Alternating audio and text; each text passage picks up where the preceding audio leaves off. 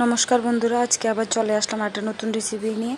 আজকে আমি ডিম টোস্ট বানাবো। দেখুন, এখানে একটা ডিম নিয়েছি, পাউরুটি নিয়েছি, কাঁচা লঙ্কা, পেঁয়াজ কুচি, লবণ, একটা ডিম ভেঙে দিয়েছি।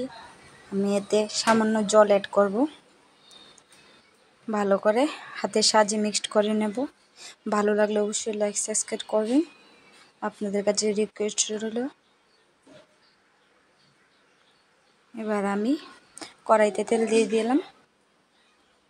ডিমটা, ডিমটা দিয়ে ভালো করে মেখে নিলাম। এবার কড়াইতে আমি দিয়ে দেব।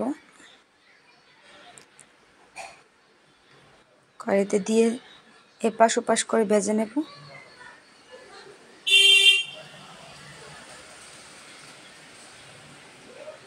এপাশ ওপাশ করে ভেজে নেব। অবশ্যই ট্রাই করবেন।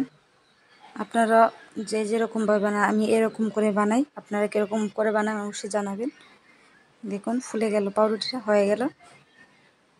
ভালো লাগলে অবশ্যই লাইক সাবস্ক্রাইব করুন। ধন্যবাদ।